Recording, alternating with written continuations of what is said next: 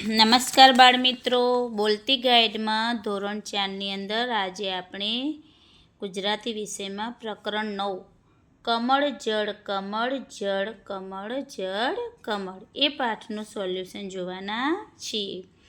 પ્રશ્ન 1, નીચેના વિકલ્પોમાંથી સાચો વિકલ્પ શોધીને લખો.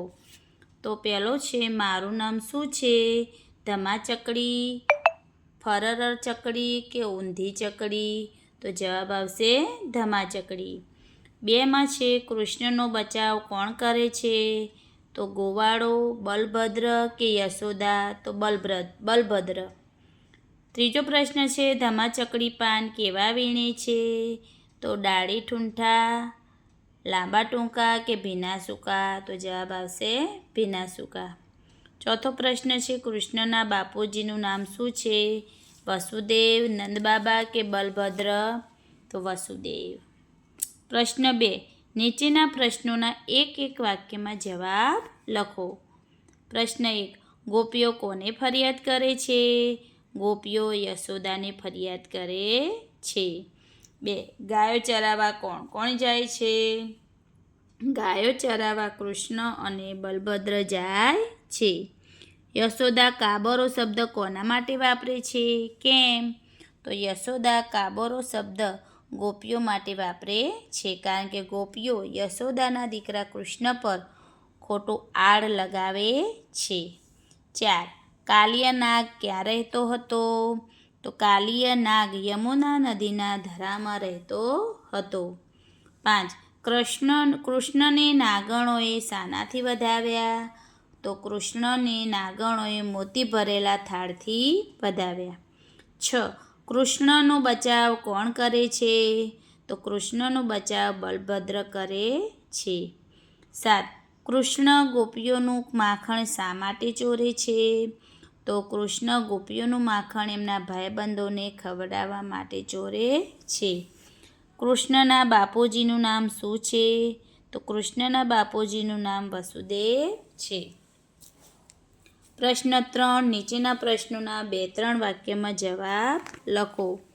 પહેલો પ્રશ્ન છે ગોકુળ ગામના છોકરાઓ જંગલમાં ગાયો ચરતી હોય ત્યારે શું કરતા, તો જંગલમાં ગાયો ચરતી હોય ત્યારે ગોકુળ ગામના છોકરાઓ ભેગા બેસીને જાત જાતની વાતો કરતા, ઘરેથી લાવેલું ભાથું વહેંચીને ખાતા અને મજા કરતા.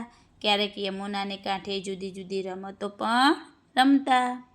પ્રશ્ન 2, સૌ ભેરુઓએ રમતનો શો નિયમ બનાવ્યો હતો, તો સૌ ભેરુઓએ રમતનો એવો નિયમ બનાવ્યો હતો કે જે કોઈ ખેલાડીને લીધે દડો નદીમાં જાય એ જ ખેલાડીએ દડો લઈ આવવાનો. કાલિય નાગની બીકને લીધે તેઓએ આ નિયમ બનાવ્યો હતો. 3, ગોપીઓ કૃષ્ણની ફરિયાદ શા માટે કરે છે, તો ગોપીઓ કૃષ્ણની ફરિયાદ કરે છે કારણ કે કૃષ્ણ કાંકરા મારીને ગોપીઓની માખણની મટકીઓ ફોડી નાખે છે. એટલું જ નહીં, એમના ઘરે સિક્કામાં રાખેલું દહીં અને માખણ પણ ખાઈ જાય છે.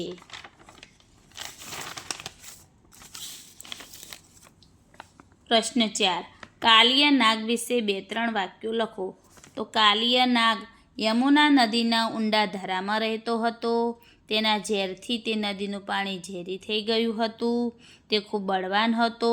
તેની હજારો ફેણો વાદળની ગર્જનાની જેમ ફૂંફાડા મારતી હતી, વગેરે.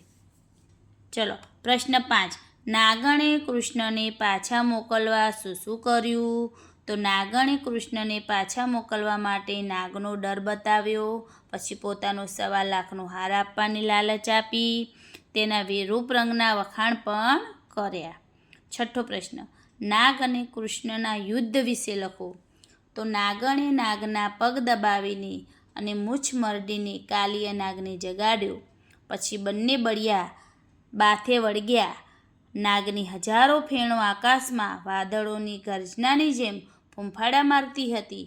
છેવટે કૃષ્ણે કાલિય નાગને નાથ્યો. અંતે નાગણો નાગને છોડી મૂકવા માટે કૃષ્ણને વિનંતી કરવા લાગી.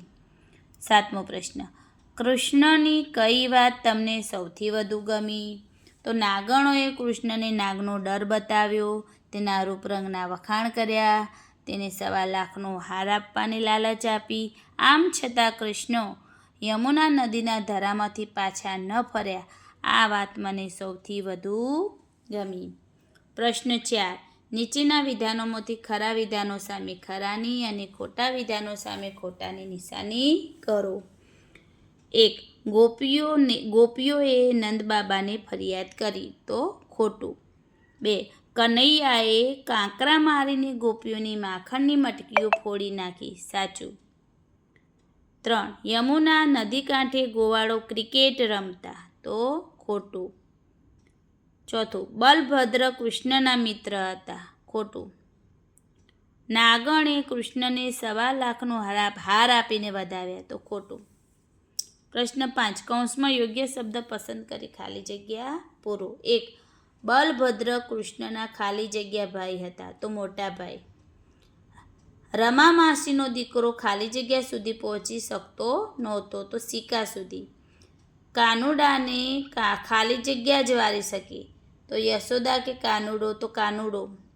નાગણો નાગને છોડવા ખાલી જગ્યા કરે છે, ફરિયાદ કરે છે કે વિલાપ, તો વિલાપ આવે. પ્રશ્ન 6. નીચેના શબ્દોના અર્થ કોષ્ટકમાંથી શોધીને ડબ્બામાં લખો અને આપેલ જગ્યામાં લખો. ડબ્બો કરો ને જગ્યામાં લખો એમ. તો કૌંસમાં આપ્યું છે ચરણ, સહસ્ત્ર, કંથ, અપરાધી, વેરીને જુગટું. પહેલો શબ્દ છે ચરણ, તો ચરણનો સમાનાર્થી શબ્દ શોધવાનો છે, તો પગ. ચરણનો સમાનાર્થી શબ્દ પગ. પછી સહસ્ત્ર, સહસ્ત્ર એટલે 1000. તો અહીંયા તમે જુઓ તો સહસ્ત્રનો સમાનાર્થી શબ્દ અહીંયા આપ્યો છે, આ રહ્યો 1000. તો આ રીતે આની પર તમારે ડબ્બો બનાવી દેવાનો. પછી ત્રીજો શબ્દ છે કંથ. કંથ એટલે થાય, એ પણ અંદર શબ્દ આપેલો છે, એ ક્યાં ગયો, પતિ. કંથ એટલે આ રહ્યો પતિ. કંથ એટલે પતિ થાય, તો કંથનો સમાનાર્થી શબ્દ તમારે અહીંયા કરવાનો. પછી છે અપરાધી. અપરાધી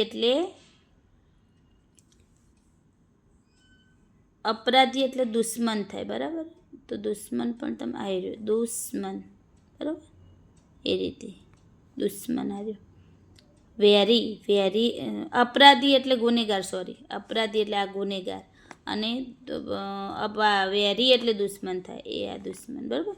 પછી જુગટું એટલે જુગાર, એ પણ ક્યાંક આપ્યો છે, આ જુગાર ત્રાસમાં આપ્યો છે આમ, તો અહીં તમારે કરવાનું, બરાબર. ચલો પ્રશ્ન 7. સાચી જોડણીવાળો શબ્દ શોધીને લખો. ચલો ફરિયાદ અને ફરિયાદ, તો આ સાચું છે, આ બાજુનું.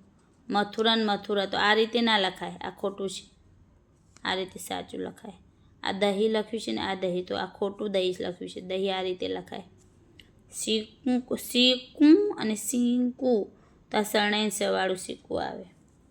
અને નિયમમાં આ ખોટો નિયમ લખ્યો છે, નિયમ આ રીતે લખાય રસોઈવાળો, બરાબર. તો આ રીતે લખી શકાય.